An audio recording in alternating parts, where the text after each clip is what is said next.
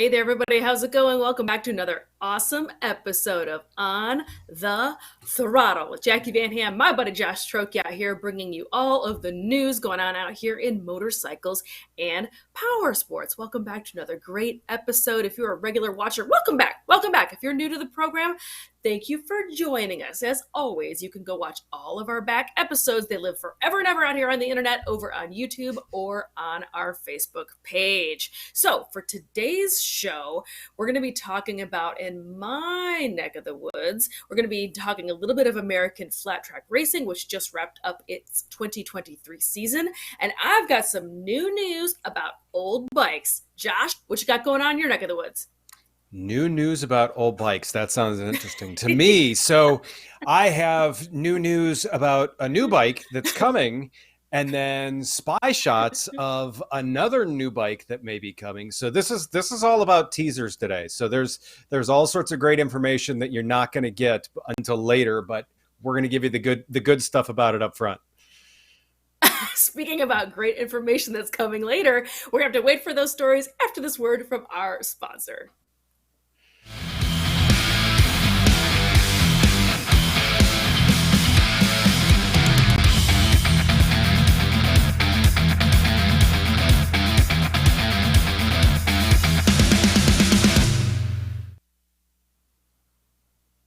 So as mentioned at the very beginning of the program, my first story for today, I figured, Josh, we would chat about this past season or the finale of the season for 2023 for the folks over at American Flat Track Racing. They have indeed had a very exciting season over there. I don't know if you've been following up on it, Josh, but I absolutely love watching AFT racing. It is always a good time. It is always just such exciting racing. And this year, very, very different from their previous handful of years, is they wrapped up their season at arguably one of the jewels in the crown, really, of American flat track racing, and that is the Springfield Mile. Normally, this happens every single year, as it does on Labor Day weekend, but usually there's a handful of races after this. Well, this year they switched the schedule around, and this was the actual grand finale. So it was like a race within a race within a race. Very, very exciting weekend for the folks at Springfield Mile. So let's go ahead and jump in. In case you're not aware, the Springfield Mile is a 2-race event. They race on 2 days over the weekend. So let's go ahead and chat a little bit about Springfield Mile the first day. Let's go ahead and jump on in. First things first, I'm just going to go ahead and just flat out give you the results, the top threes for this. This image on your screen right now is going to be the Super Twins class. On the first day of racing, which happened on the September 2nd, Jared Mees in 1, Briar Bauman in 2, Brandon Robinson in 3, J.D. Beach, one of Kentucky's own, over in 4, and Mr. Dallas Daniels in 5. And then the slide on your screen right now actually is Mr. Cody Kopp, who was crowned the grand champion on the very first day of racing because he had such a significant points lead that they already were able to crown him, and that's why he's holding on to that number 1 plate. So Cody Kopp aboard the KTM in 1, Tom Drain in 2, and Chase Sadoff in 3, Trevor Brunner in 4, Morgan Mischler, Mr. Merg himself from Wisconsin, in 5. A great day of racing for the very first day. Just a real quick recap of it. Mees was pushed the checkered flag by longtime rival Briar Bauman. They've been absolutely duking it out the past handful of years. After the two shook free from a 6-rider pack to decide the race just between the two of them, the factory Indian Star dug in with 2 laps remaining and ripped a late 0.34 second margin as he moved that much closer to completing another successful title defense. Brandon Robinson finished 3rd after coming on strong in the early going, running around the outside of Daniels, J.D. Beach, and Bauman and Mees in quick succession to briefly claim the lead 3 minutes into the race. Robinson then ran in close formation with Mees and Bauman before fading to a distant 3rd over the final 5 minutes, ultimately surviving a last gap assault from Beach to claim final place on the podium. So that's what's going on over in the Twins class for the very first day of racing. Cody Kopp, who has just had some smooth sailing this season, had every opportunity to cruise around to a safe 5th, which is all he needed to do to successfully defend his Parts Unlimited AFT singles presented by Kicker title. Instead, he orchestrated a breathtaking 0.01 second victory to lock down the number 1 plate for the 2nd consecutive year in Supreme style. Kopp ran third for much of the race, tucked in close behind a back-and-forth dogfight waged by fellow prodigies Tom Drain and Chase Sathoff. The reigning champ began to slot into second here and there as the minutes ticked away. With 2 minutes to go, the race bunched up to a 6-rider affair as second-ranked Trevor Brunner, rookie ace Declan Bender, and veteran pilot Morgan Mishler all close to within striking distance. So that was the recap for race day number 1. Let's go ahead and chat about race day number 2. As I already mentioned, Springfield Mile is always a 2-day race affair. The past handful of years, the weather has been super up and down. They've had to move some race dates to like the Monday. It's just been all over the place. This year, however, they got 2 great days of racing back to back. For the second day of racing, things switched around a little bit. In the Super Twins class, Briar Bauman was in 1, Jared Mees in 2nd, Davis Fitcher 3rd, Dallas Daniels in 4, and Brandon Robinson in 5th. And for the AFT singles class, Tom Drain, this time in 1, Chase Sathoff 2, Cody Kopp in 3, but doesn't matter. He already took the title on the first day of racing. Trevor Brunner 4, and Morgan Mishler in 5. So huge congratulations, because what this means is that Mr. Jared Mees indeed placed high enough to go ahead and clinch an absolute record tie, number 9 titles in a row. So huge congratulations to Mr. Jared Mees. Again, this is an absolutely spectacular win, or spectacular, championship win, because again, this is 9 titles that he has clinched in his AFT career. This is a huge, congratulations to Mr. Jared Mees. As I mentioned, this season in particular, the past handful of seasons though, it's just been a total dogfight out there. But this year was a real nail biter, and I think it was really spectacular racing style for them to go ahead and have the grand finale at the Springfield Mile. I'm sure the stands were absolutely packed for this. I can't imagine a better way to wrap up the AFT season. Josh, have you been following along over at AFT this year? I've been watching a few of them, just catching some of the back end stuff on YouTube. I mean, racing's racing. It's always exciting. AFT always does a good job of typically keeping at least a few riders in a number of groupings to race. So that way there's always a race on the track to watch. It's never a parade. And so that to me is what makes it kind of fun. And the fact that they did finish this with a doubleheader, all that stuff this year. I mean, it seemed like a good move for them. It built that excitement for some of the other guys. So yeah, no, great move by them. I'm sure they're already back and in the garage and getting ready for the 2024 season though. I'm sure, right? Yeah, silly season is going to be coming on even earlier this year, I think. Usually the silly season strikes, it feels like around December time is when all the big decisions and announcements are made. But with the season wrapping up so terrifically early this year, I wonder if it's just going to start getting even wilder, like in October and November. We're all going to have to wait and see. Whenever we hear any of that breaking news, we're going to be bringing it to you here on the program. And Josh, what you got going on for your first story today?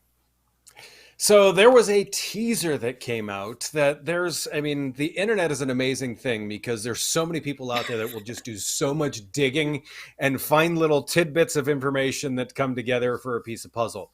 Tomorrow, Aprilia will be releasing a new bike. Now, that's all we were supposed to know, but through some hunting and through some website naming and all this other stuff, we know that Aprilia will be releasing the RS 457. This is all Aprilia gives us, and this is what they have on their site, but we can pull some stuff from this. One of the things that I find so interesting about this is when you look at what's out there right now, little is the big thing. So this is Aprilia's move to work into the Yamaha YZF-R3, the KTM RC390, the Ninja 400. I mean, there's a lot of folks with great bikes this size out there. So Aprilia wants to obviously eat some of that lunch money with that, and they wanted to be able to compete on the track with that. All you can see in the photo is the fact that it's black and red, which to me is a big plus. Those are my favorite 2 colors. But there's just not a whole heck of a lot from the teaser. If we go into the next slide, though, I took the liberty of overlaying the RS 660 over top of it. which kind of tells us some interesting things on this. So first off, the tank's a little bit higher, little more round. That's the way that's looking with that. The other thing is, if you look very carefully at this, squint, go ahead and get close to the screen. I'm not going to bite. You can see that the handlebars are higher up and further back. The clip-ons are higher up and further back for a little bit more of a relaxed riding position there, much akin to the way the Ninja 400 is, things of that nature. Something else, that narrower band for the headlight. The fairing is a little bit of a different angle in terms of that windscreen. And on top of that, the tail looks like it's not going to be as angular or as skinny when you look at those up closer in person. Either way, Aprilia is going to be releasing this tomorrow, September 7th. One of the things that, you know me, I love numbers. So I went back and looked at some numbers on stuff like this as to why that the little is becoming the big market anymore. One of my first superbikes was a 600 Honda. Back in the day, that was 85 horsepower. That was a big deal for this. This, in the market that this is going into, the Ninja 400 is 44.8 horsepower. The RS 660 is 100 horsepower. So the 600s are currently playing where the old superbikes used to play. These are slotting in underneath old super sports. But in the same sense, I think this is a great space, because a lot of people are starting to realize that you don't necessarily need triple digit speeds to have fun, that you do need good handling to have fun. And these bikes slot right into that. So I think Aprilia is onto something good here. The other thing that I think that's kind of interesting with this is what's next. Aprilia has a tendency to do some innovative things off of an engine platform. The RS 660 obviously went into the Touareg 660. There's a lot of sixes in there for me to stammer over.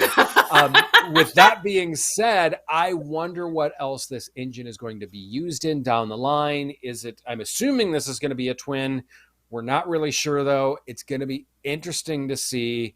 Jacqui, you're as much of a fan of the big littles as I am. I'm assuming you're probably going to watch this also. Yeah, absolutely. I was just gonna say, is 600 the new leader bike now? And you and I both love chatting this kind of middleweight category. We've had a lot more conversation, it feels like, about middleweight adventure category. That feels like we've been talking about that a lot. So I like seeing some other types of bikes, some other genre be in this space again as well. Down. Yeah, I really like that. I like the thought of it. I love that you went ahead and did the overlay. Nice work, Josh. Nice work out there. Yeah, we're all gonna have to wait and see, but it's coming up real soon. You know, we're gonna be talking about this, I'm sure, here on the program. So stay tuned.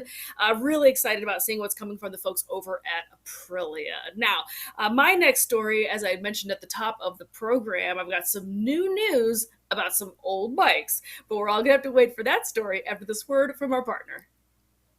ShowChrome is a leader in power sports accessories for 2, 3, and 4 wheels. For over 42 years, our R&D team has created innovative products for riders. We're releasing over 80 new products in 2023, featuring exciting products for Honda Goldwing, Can-Am Ryker and Can-Am Spider, Polaris Slingshot, side-by-side and UTVs, and UltraGuard covers for many power sports makes and models. Make sure you're staying in the loop. Sign up to receive new product releases at showchromeusa.com today.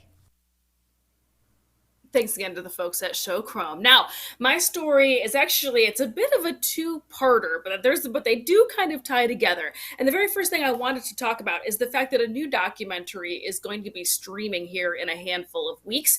And I've been kind of keeping an eye on this, because I think that this story is super fascinating and we don't really hear a lot about it, especially here in the US. And this is the story of the Vincent motorcycle. You and I both know Vincent as currently a top peak collectible motorcycle, really neck and neck, in my mind, with a Bruff Superior as far as when it comes to auctions, which we will also be talking about here in a second. Spoiler alert. But this documentary has been in the works for a hot second, and finally it is going to be streaming here at the end of the month. Let's go ahead and jump on in about it. And this is going to be the documentary Speed is Expensive, which is the Philip Vincent story. This is a new documentary film charting the Vincent motorcycle brand's highs and lows. The first trailer is floating around out on the internet right now, and the movie, which is narrated by absolute motorcycle fanatic Ewan McGregor, features some other big names from the two-wheeled world who also are huge in the Vincent game, including Jay Leno and John Surtees, just to name a few. Aside from the A-list stars, the story is told by some of those who were there, working alongside Vincent as he built his bikes in post-war Britain. The surviving factory veterans relate how, against all the odds, motorcycles built like Grand Prix machines were produced from a leaky factory in Stevenage with antiquated equipment. Poignantly, the film features some of John Surtees' last televised interviews before his death in 2017. He talks about his time at the Vincent factory as an apprentice and his heroic efforts to help win speed records, and how his father foresaw the early demise of the company.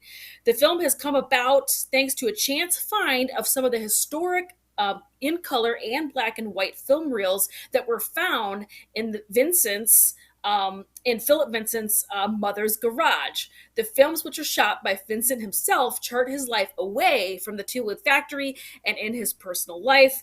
Speed is expensive. The Philip Vincent story will be available to stream from the 25th of September. It is going to be Amazon, Apple TV, Google Play, handful of other places. Again, this has John Surtees, Jay Leno, Marty Dickerson, who, if you're a Vincent nerd, or just a race nerd and historical motorcycle nerd in general, you're going to recognize that name for sure. The image on your screen right now, I would argue, is to go so far to say, as this is the most famous motorcycle photo in the history of motorcycling. I feel like anybody in motorcycling immediately recognizes this photo if you do not know what this is. This is a West Coast motorcyclist Roland Free, also known as Rolly Free, setting a Bonneville speed record aboard his Vincent motorcycle. This was backed by Mobil Oil. You see the Pegasus on the side of the tank right there. This image does come from Bonneville. This is a record that was set that stood for, I think this record stood for like 40 years or something. Just absolutely mind-blowing. This was set, I believe, in like the 1950s. And as you can see, this is a super iconic image. He really is in his underpants or bathing suit.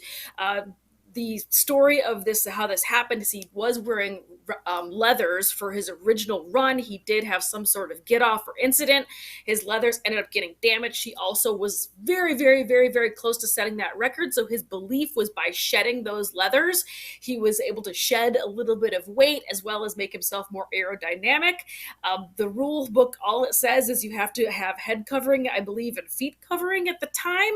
So I think that this is how he was able to get away with racing in a bathing suit and or underpants.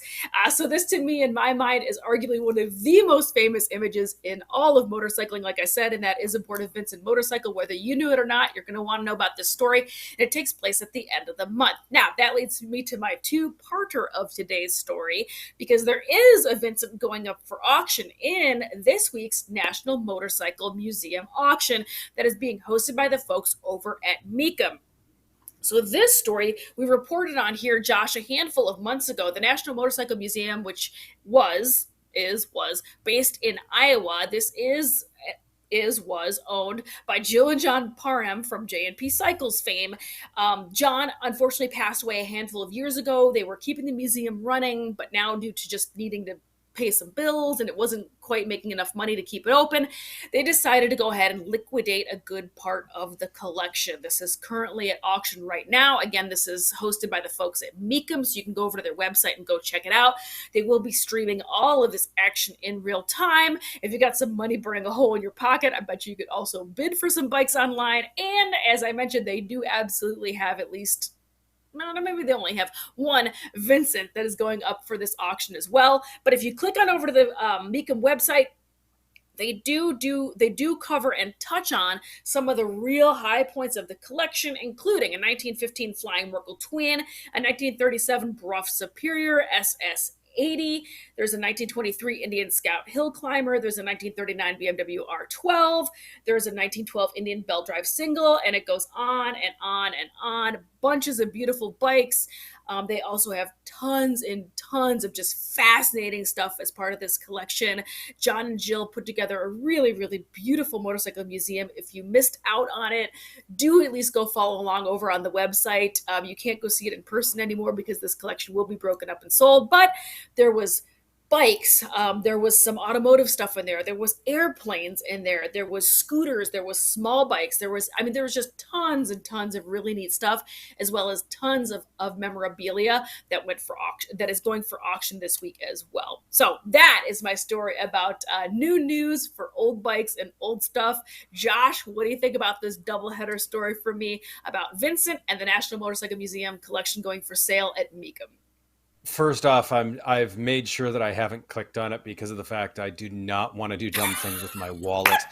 Second off, it's funny. Vincent was one of those things. It was almost, I mean, there's some parallels to the Britton story, the John Britton story, in terms of just some things didn't line up to, there was some great engineering, some great pieces, some other stuff that goes into it, but some parts just didn't line up. And it died before it should have. So that's one of those things where just, yeah, it kind of reminds me of that story. I've seen documentaries on that too. So yeah, I am looking forward to watching this. Definitely will be pulling this up on the television and taking a couple of minutes on the couch with that. Yeah, for sure. The Vincent story in and of itself is a really, really fascinating story. I also obviously am a geek about it. I'm super looking forward to this documentary. And that's really a very clever analogy. I can totally see you connecting the dots between the John Britton story and the Vincent story. You know, hugely successful, brilliant engineers and designers who, maybe made a couple of questionable business decisions, or however you want to phrase it. Vincent did have a good run, however, but again, just time and some business decisions ended up making it not happen to work out. It wasn't meant to be. But for the bikes that were produced, same as Britain, absolute stunners that still stand the test of time today. So that's what's going on in my neck of the woods. Josh, what do you got for your second story? On something that's so new, I wanted to go the total opposite of you. So something that's so new, it doesn't even exist yet. There are spy shots now in existence of a new KTM 690. And the 690 that we're talking about here is either the Enduro R or the SMC. Obviously, those bikes share pretty much everything except for the suspension tuning and the wheel sizes. Both of them have been seen in the wild. There's been some observations made on these two also, and part of that is what we're going to kind of dive into here. One of which is some of the body panels have changed, obviously. So that headlight is different. Front fender looks the same, but the shrouds for the radiator look very different. And that's brought up some questions. And if you peer behind that, it looks like the radiators themselves have gained some space. This has brought up a question, and I'd love to hear your opinion. So if you've got an idea on this, by all means, put it in the comments below. Some people are saying that, hey, that increased radiator space is pointing towards that it's going to increase in displacement. I think it's for emissions. So let me know what your thought is. That being said, with the emission side of that is these things are notorious for running super lean, which makes them run super hot. That's so they can pass emissions with them. Big singles are terrible to try and get in under emissions. That's why the DR650 hasn't been changed in 690 years. 100 years. Correct. So with these, the emissions I know is a huge issue with that. So I'm wondering if it's the emissions, the reason why they had to go with that. Also, when you look at this, there are new covers. There was a shot of the other side at some point that I was able to see, wasn't able to snag it for this. There are new generator and clutch covers, as well as some different mounting points, it looks like, for the engine. It appears that we're still looking at mainly a steel trellis frame on this. So there's some changes, but I don't see anything that's going to be huge in this. I mean, we're still looking at the chain on the wrong side, the exhaust on the wrong side. I mean, whoever put this bike together from the beginning obviously did it in a mirror. The last big overhaul for the KTM 690 was in 2021, which doesn't sound that bad, but we are coming up on the 2024 model year. Yes, check your watch. I'm not kidding. So that being said, KTM has been constantly updating these every 2-3 years. Most of their models, they go through and they give them some form of revision. I would not be surprised to see this. Jacqui, what is your thought? Is this to up the displacement? Because, I mean, already when you get 693 cc's, you've got wonky things to take care of. Any bigger is going to be tough. Or do you think this is for emissions? Because, like I said, these things already run like so lean. They're basically kind of fueling a little bit. I know, right? Yeah, I'm in agreement with you. I think this must be like an emissions play. We're seeing an awful lot of design changes this year in particular because of emissions. Yep. And it's not that they're huge changes. They're just these little tweaks that kind of give a nod to it. I mean, really interesting. I love, I'm a sucker for some spy photos. I'm a sucker for these kind of behind the scenes, flat out gossip and guessing at things. I love that game. So we're all going to have to wait and see. But man, it seems like KTM is just, I feel like they're in the news every single week. There's always something coming from the folks at KTM, but we're always going to be here to cover it. That's what we do here, Josh. Every single week, week in and week out. Speaking of, we're heading right near our 100th episode, Josh. We're celebrating a great big huge anniversary. We've got some special interviews and all sorts of cool stuff going on, so you're not going to want to miss it. Again, our 100th episode is coming up in just like the next 2 weeks or so, if I've got our schedule correct. So make sure you go ahead and hit the notifications on, subscribe, like, follow, do all the things, all the stuff. You're not going to want to miss it. So thanks again for another awesome episode. Thanks for tuning in, everybody. Ride safe. We'll see you next week.